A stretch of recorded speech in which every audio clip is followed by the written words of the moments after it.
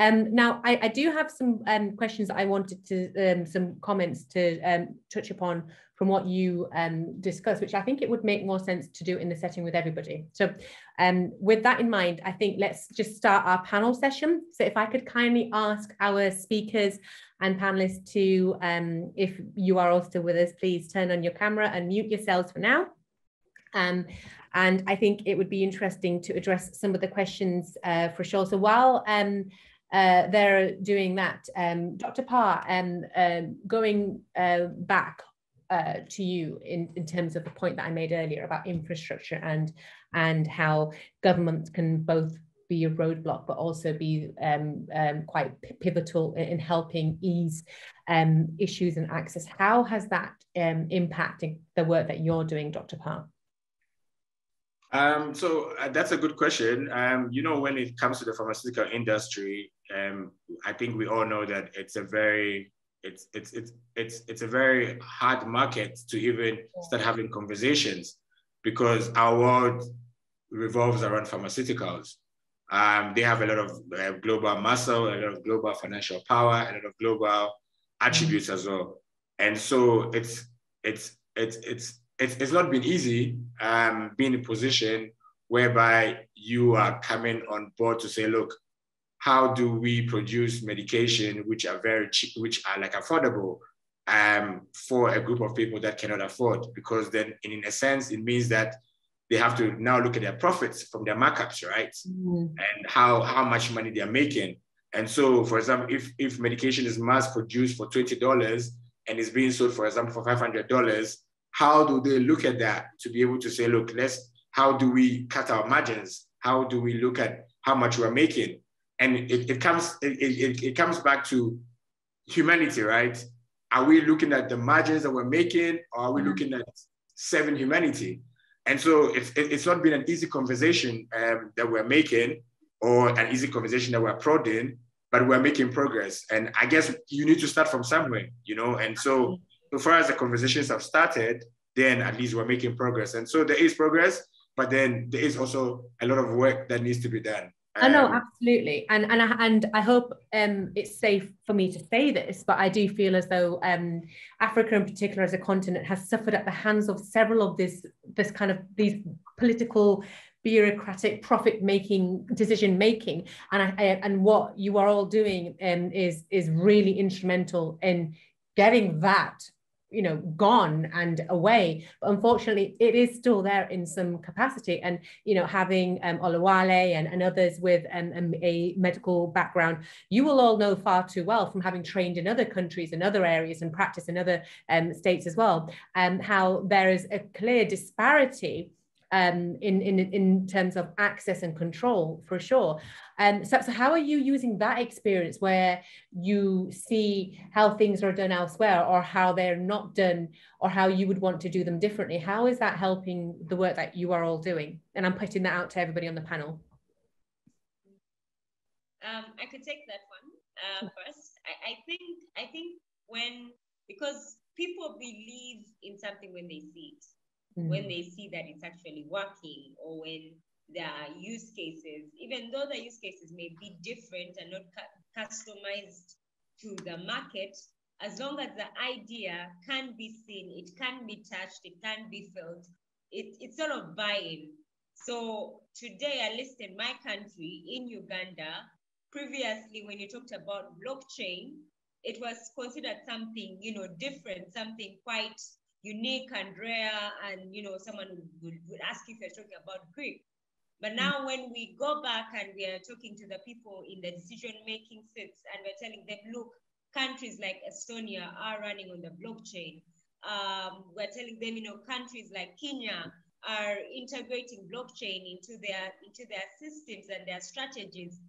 There is that openness, and then the work begins. Yeah. Brilliant. Would anybody else like to comment on that as well? I think I would side with Irene. There's a lot of there is a lot of traditionality in the way we, especially in Africa, see things. And you know, we are also very traditional in a way that we don't like change. And so anything that we're not used to, or anything that we feel like is different, and it's not the norm that we're used to.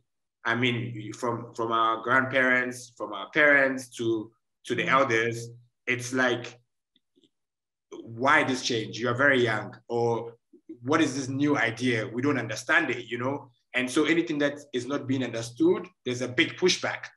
We don't want it, you know what I mean? Even irrespective of, even if it's an amazing or an awesome venture, there's always a pushback to say, look, we're not ready for this and we don't need this. But I think also we need to also still keep pushing and pushing till some of the walls will break, you know, and we need to keep knocking and knocking till some of the walls will break. And so if you look at what Irene is doing, what Larry is doing, what Olawale is doing, what Collins is doing, it's a different thing to our terrain, you know. Yeah. But I'm sure that they would have the same stories to say, look, in the beginning there was a push, but then they kept pushing and they kept knocking the door. And by so doing, definitely the door will eventually break and then we'll get in. And so there's change, but the change will take time. But I think the focus is we need to focus on what we're doing, and we need to keep knocking and knocking and knocking and knocking and knocking so it's open. I'm going to ask then for each and every instance an example, you know, from Lanre to Saeed to Irene Olawale and Dr. Parr. Who's behind that door? Who's behind that door that you need to get past? Who's that roadblock for you? And what's the ideal scenario that person or that entity can sort of give you to allow you to move to the next step and the next level? Lanre, do you want to have a think about that? Or I think who's behind the door is dependent on the scenarios or the situation. It could be resources, it could be even the willingness of the government folks to embrace that kind of change. It could be ideology, right? It could just be we saying, well, this is how we do things and we just want to stick to them.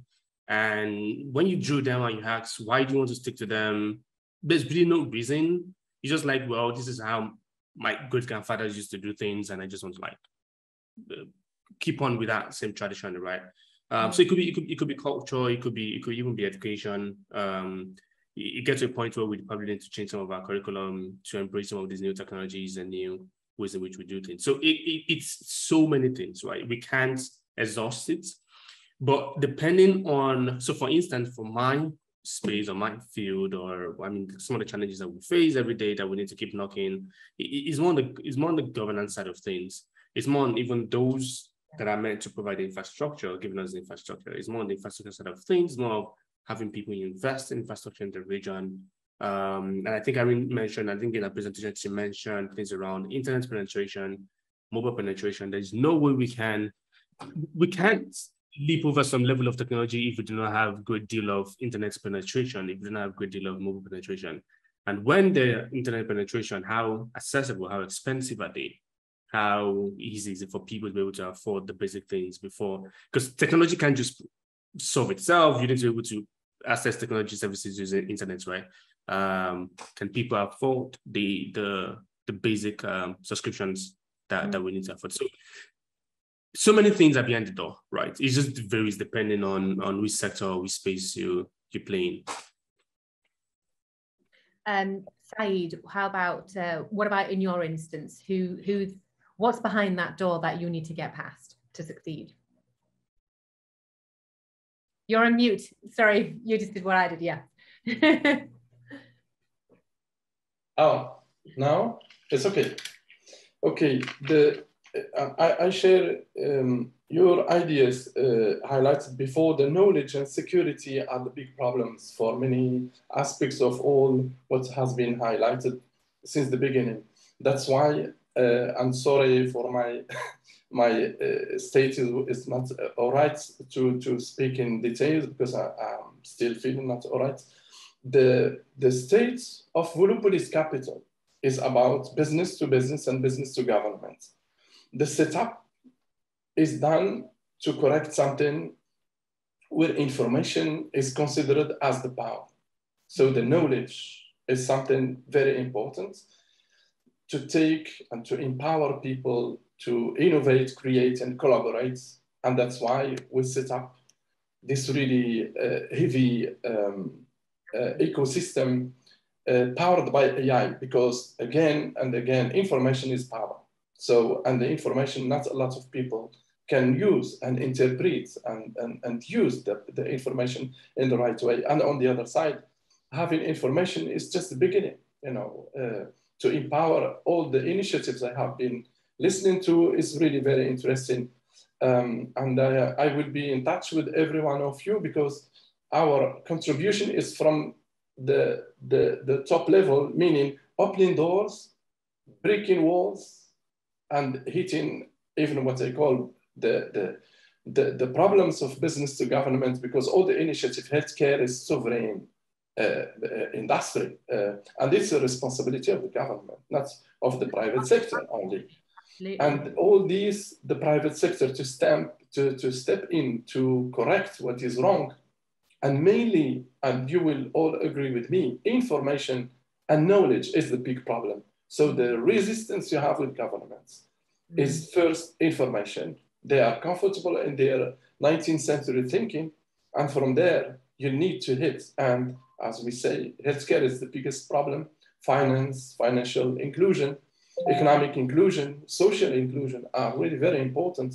And to do that, really, we have been building something really going on the opposite of what we consider in the business to business or business to government is the three revolutions. One is on FDI, or foreign direct investment intelligence. So deploying a maximum information, maximum insights, maximum even reports ready to go for your case for healthcare with the AI.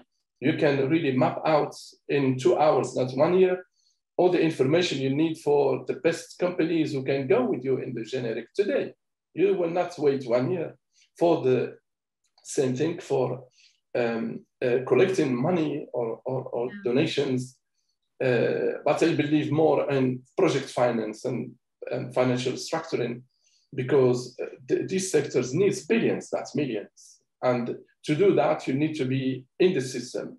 And that's what we have been doing in the last 2 years. And the right side for it is our initiative to set up Robotics Philanthropies in September in Morocco for Africa and the Middle East, and to run all these initiatives, first about the data, knowledge, equipping really innovators, creators, and allow more collaborations for strict projects. And for that, the bottom line is access to secure and reliable projects, bankable projects that we are providing. So that's the network that we are really providing, and we are talking multi-billion-dollar projects. And the last three components, you know, money management and markets, we lead really the AI or advanced intelligence revolution, plus the delivery, because delivery is key. We speak about pharma or about financial inclusion. You need projects to be really deployed in the correct way with the right money, enough money to do it. And all these, for one thing, is the job revolution. We need really millions of jobs and secure, high-paid jobs, and data and analysis is the best sector, I think, of the future, like with the digital transformations and all these aspects that we can develop all together during another conversation. It's amazing that we're all, you know, to have brought so many of you together, and to have feedback such as you will be getting in touch with some of the other organizations today. That in itself is absolutely worth it, and I do genuinely hope that you will collaborate with one another moving forward. Dr. Pal, there is a question in Q&A which you're welcome to answer live now, or you can answer it in the actual box if you wanted to have a think about it, which is, does Health Impact Fund have private or public partnership within Sub-Saharan in ensuring that in the long run medications can be produced and delivered at low cost? So yeah, that is part of what we are actually doing, and so like Said just said, looking at collaborations, looking at other companies or organizations that we can partner with, so that the end goal at the end of the day will be achieved. And so that's what we're doing. So we're creating also inroads, we're creating partnerships with other NGOs or government or non-governmental organizations, whereby the same idea is the vision, the same idea is the aim, the same idea is the objective. And so that will be able to take us forward into achieving what our goals are. And so it's a social inclusion. However, we will work together to be able to reach where we need to go. That is all that matters. Yeah. Absolutely. So one of the question in Q&A, actually there's two for you, Olawale. One which I think if you're happy to answer direct in terms of considering the Nigerian landscape, how can we start promoting or advocating for more inclusion for persons with disabilities? What I will do is allow you to answer that direct in the box, because there's another question which I actually want to come to you with, which also comes from Ronald, who asked the first question, which is what can we learn from the UK as one of the leading nations in terms of assistive technology, and how can we implement that across? I mean, you know, let's be honest, we may be advancing, but I think there's still a lot the UK can learn and will learn for sure. And this, I think, is more about what can the UK do to support the development and implementation of assistive technology in other countries that could benefit largely from it, such as Nigeria. Yeah, thank you for the question. And I think it's really important, because when we talk about social inclusion, one of the first things that, you know, I thought about when I was analyzing the whole, you know, the UK landscape was the mind shift. A mind shift has to occur. When I mean by mind shift, it means that the way people see things should be different. The mind shift, you know, having that mind shift means that you're going to be having a different approach, you know, to taking care of people with disabilities in Nigeria. And, you know, this question is actually the same that was made, you know, the first question you mentioned. You know, there's the mentality that people who are living with disabilities are unable, you know, they are outliers. You know, they you know, they are a different class. They are the least of the least, right? So you have people who are poor, extremely poor, and then you now have those who are living with disabilities and are now extremely poor. So they are basically neglected. So let's just put it like that. So they are in all manner, and this is me trying, you know, to put it lightly, they are usually disenfranchised from the system. So it's bad enough that, you know, in countries like Nigeria, you know, the system is already against you, the odds are against you. But when you are completely disenfranchised from, you know, from even the government that is supposed to protect you, that is where the problem is. So I think the mind shift has to occur and let people know that the fact that you have a disability or people living with disabilities are humans like us. They have the same things like us. They have the ability to access and do the same things that we do, you know, and they have the same capacity, given the same, when we are able to, you know, leverage technology to take care of their needs, they will be able to create the same output like we will, all right? So when that mind shift begins to occur in, you know, developing countries, because this is the mind shift that happens or that we see in places like the UK, the US, in other countries in Europe. So when this mind shift comes, you know, to developing countries in Africa, for example, in Nigeria, that mind shift will start from the people. And this it's not about the government, really. I wouldn't say that the government is the first place, it is the people, right? Because the fact is that the fact remains that it is the people that shape the government. The people, you know, are the larger determinant for what will happen. You know, so if we have people, you know, advocating for the rights of, you know, people who are living with disabilities and that's high degree of disabilities, and we begin to have, you know, proper advocacy for them. Mm-hmm. And then the government can now, you know, the government would definitely, you know, when they're at the height of every advocacy, the government begins to intervene.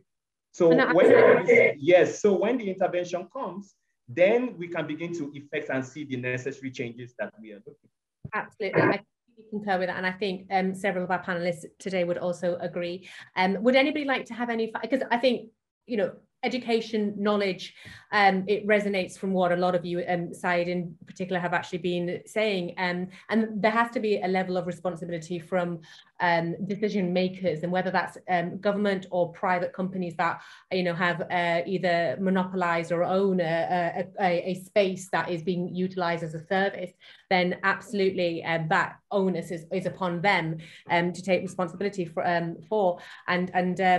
I would be interested in any final thoughts really quickly before we wrap up, touching upon the idea behind knowledge and education being quite paramount in the work that you're doing, both for service users and government. My thoughts would be, when we are engaging with service providers, service users, the government, let's sit in their shoes.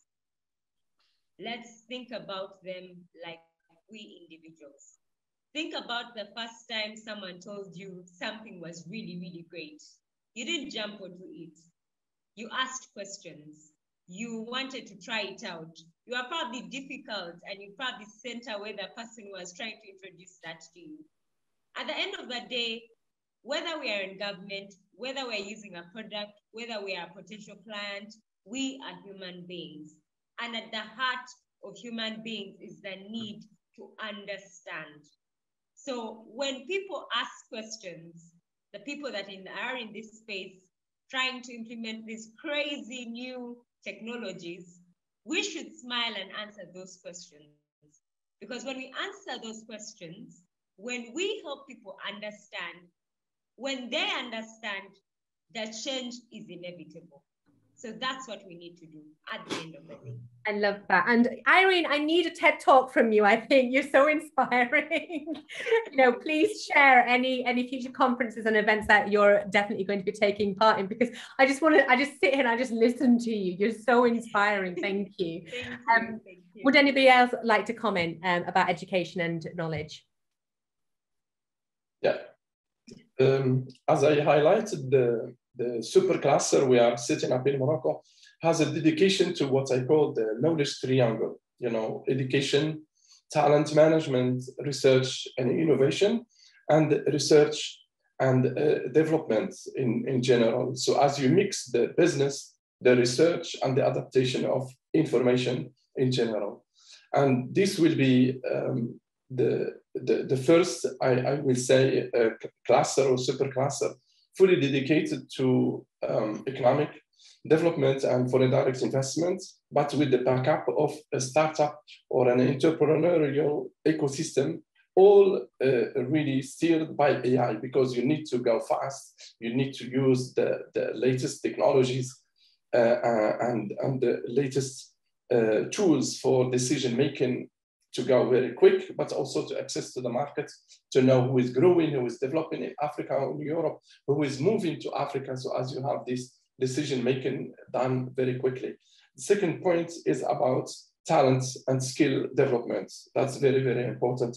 And I am happy to announce that in the UK, since you mentioned the UK, we are now in advanced really talk about the setup of a center of excellence for scale AI for economic development and foreign direct investment. So to support all these matters in Africa from the above, really with big programs, with big contracts, and the beauty in it through the Volupolis philanthropies is 10% of the income after tax and so on will go to the philanthropic side to support startups, innovation, and creation of jobs and all these matters related to education, talent management, and research.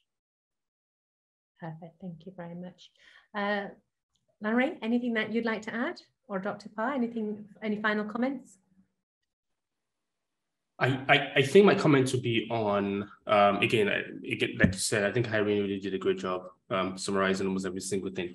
But I think my comment would be on, we've been intentional as a region to invest in the needed infrastructure and knowledge, because there seems to be like a huge knowledge gap between where we want to be and where we are right now. So I think we need to be like really intentional, and this could be we lobbying on private sectors to like heavily invest in it, or having a lot of fun for startups that are into infrastructure building, data side of things or educational side of things, because there's no way we can, again, because all these things just kind of like, we need to invest in the people in the region. Personally, I kind of believe that the greatest investment are the individuals.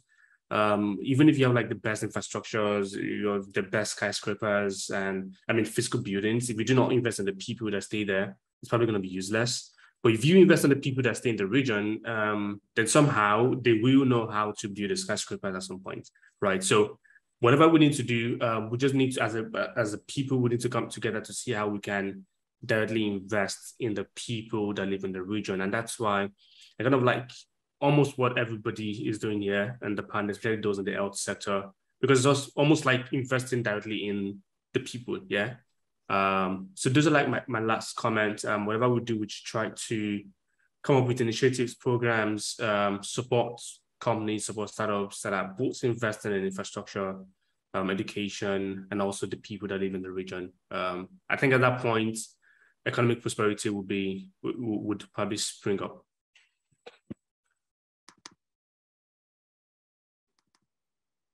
Sorry, I was muted again, sorry. Any final comments, Dr. Parr? I think in conclusion, I think we are all aligned in the same way, in the direction that we're moving. Is just to make sure that we are adding value to people, adding value to the population, adding value to the race, and those that are below the threshold, we also elevate them, right? And so we make sure that resources are there for them. We make sure that those that cannot afford medication can get it. We make sure that infrastructure is in place. We make sure that there's accessible internet, there's accessible healthcare, etc. And so I think by looking at all those, we have to also look at how we build infrastructure, how we make sure that people are educated in a sense, how people are also come together and we are able to move together towards the same goals or ideas. And so I think more or less to do with how we as a people, irrespective of wherever dimensions that we find ourselves or whatever industry that we see ourselves, it's at the end of the day, it's how we are growing people and how we are building people. And so the most important thing is how we come together and make sure that we reach the same goals that we need to reach. I think that's a perfect note to end on. Thank you so much, Dr. Parr, and to all of our speakers that have joined us